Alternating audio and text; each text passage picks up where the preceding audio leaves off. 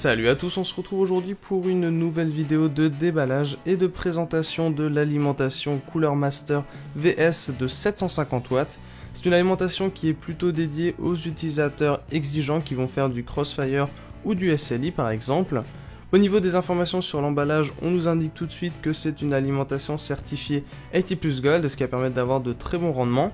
On a aussi un design du circuit qui est en 3 dimensions, un rail unique de 12 volts et l'alimentation est semi-modulaire, donc vous allez pouvoir brancher uniquement les câbles dont vous avez besoin. On a aussi des condensateurs japonais qui sont réputés pour leur qualité et leur fiabilité. Ensuite, à l'arrière, vous allez avoir un détail des différents connecteurs, je reviendrai dessus en cours de vidéo. On a aussi la vitesse de rotation du ventilateur en fonction de la charge, et le ventilo tourne très lentement en dessous de 50% de charge. Et la courbe de rendement, et vous pouvez voir que le rendement monte jusqu'à 92% à 50% de charge, ce qui est très bon. Vous pouvez mettre sur pause ici si vous voulez regarder les caractéristiques détaillées de cette alimentation.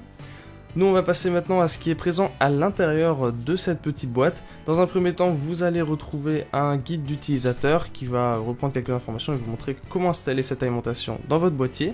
On a aussi bien évidemment 4 vis qui sont fournies, un câble d'alimentation. Et ensuite, vous allez retrouver les différents câbles qui vont vous permettre de brancher disques durs et autres périphériques. Alors, au niveau des câbles, on a tout d'abord les câbles d'alimentation SATA. Vous avez deux câbles qui vont chacun comporter 4 connecteurs d'alimentation SATA, donc vous allez pouvoir mettre pas mal de disques durs.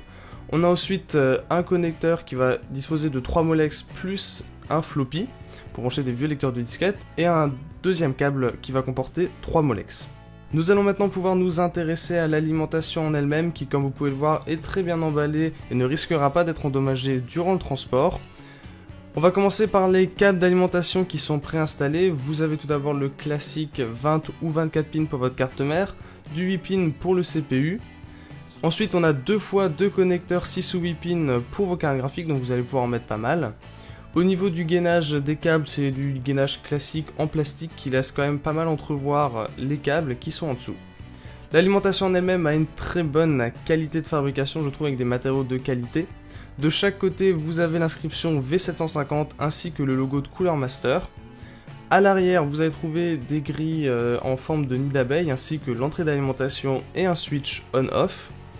Sur le bas, vous avez votre ventilateur de 120 mm ainsi que le logo de Cooler Master. Le thème va pouvoir aller avec la plupart des configurations, il n'y aura pas de problème à ce niveau-là.